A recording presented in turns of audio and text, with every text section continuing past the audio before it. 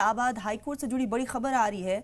शाही ईदगाह मामले में हिंदू फरीक को एक बहुत बड़ा झटका लगा है। कृष्ण जन्मभूमि केस में राधा रानी की अर्जी खारिज हो गई है। हाईकोर्ट ने कहा है कि पक्षकार बनने के लिए पुख्ता सबूत नहीं है। हाईकोर्ट ने कहा है कि सबूत के साथ आए राधा रानी वाजे कर दी कि ये अर्जी राधा रानी की दोस्त रीना एन सिंह के जरिए दायर की गई थी। उनका तर्क था कि वो भगवान श्री कृष्ण लला विराजमान की पत्नी है और दोनों अनादिकाल से देवता के रूप में पूजा जाते हैं और वो उस जमीन की स्वामी भगवान श्री कृष्ण की सही खातेदार है जिस पर शाही ईदगाह मस्जिद बनी हुई है। और ये पूरा मामला कोर्ट पहुंचा और ऐसे में हिंदू फरीक को ये बहुत बड़ा झटका। तो इलाहाबाद हाई कोर्ट ने कृष्ण जन्मभूमि विवाद में एक बहुत अहम फैसला सुनाया है। कोर्ट ने राधा रानी को पक्षकार बनाने की अर्जी को अस्वीकार कर दिया है। तो यहाँ पर हिंदू फरीक को एक बहुत बड़ा झटका लगा।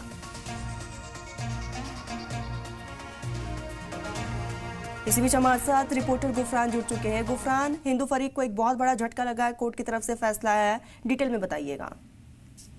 देखिए, हिंदू पक्षकारों की तरफ से एक बात जो है मथुरा कोर्ट में दाखिल हुआ था, जिसमें संपूर्ण जो शाही ईदगाह की जमीन है उसको मंदिर ट्रस्ट यानी श्री कृष्ण जन्मभूमि को सौंपे जाने की मांग की गई थी। कुल इसमें जो है 18 वार्ड है, जिसमें 7 नंबर जो सीट है उसमें एक एप्लीकेशन हाईकोर्ट में की गई थी। उस एप्लीकेशन में राधा रानी को एड ऑन करने की बात जो है वो कही गई थी। ये कहा गया था कि राधा रानी को भी इस पूरे मामले में पक्षकार बनाया जाए। इस पूरे मामले में लंबी बहस हुई, लंबी सुनवाई हुई, कई पक्षों ने अपनी दलीलें कोर्ट के सामने रखी।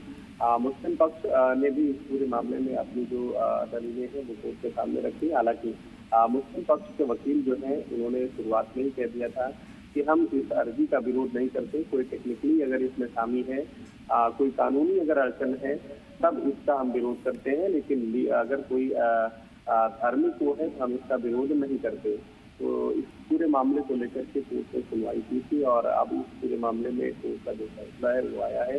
कोर्ट ने एक तरीके से राधा रानी को एक पक्षकार बनाए जाने की जो मांग वाली याचिका थी उसको खारिज कर दिया और इस एप्लीकेशन के जरिए जो दलीलें दी गई थी उन दलीलों को लेकर के भी कोर्ट ने इस तरीके से ऐतराज जताया है।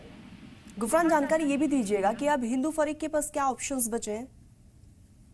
देखिए, मूल जो वाद है, मूल जो इसमें पिटीशन है सूट नंबर 7 उस पर सुनवाई चल रही है। उसको कोर्ट ने किसी तरीके से कोई उसमें अड़चन या खामी नहीं निकाली है। उस पर सुनवाई जारी रहेगी। अब इस पूरे मामले में इसमें एक एप्लीकेशन ही थी जिसमें एक तरीके से राधा रानी को भी पक्षकार बनाया जाना था, ये मांग की गई थी। तो इस लिहाज से इसका कोई बहुत औचित्य नहीं होता।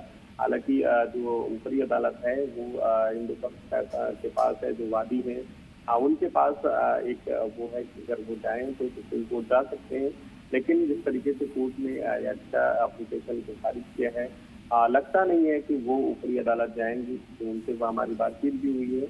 उन्होंने कहा है कि हम सूट नंबर 7 का जो ट्रायल चल रहा है हाई कोर्ट में, पहले उसका ट्रायल खत्म करेंगे। ट्रायल के बाद जब नतीजा आएगा तब हम इस पूरे मामले में आगे कोई जो रुख है वो अपना साफ करेंगे। ठीक गुफरान, नजर बनाए रखिएगा। फिलहाल के लिए बहुत बहुत शुक्रिया तमाम जानकारी के लिए।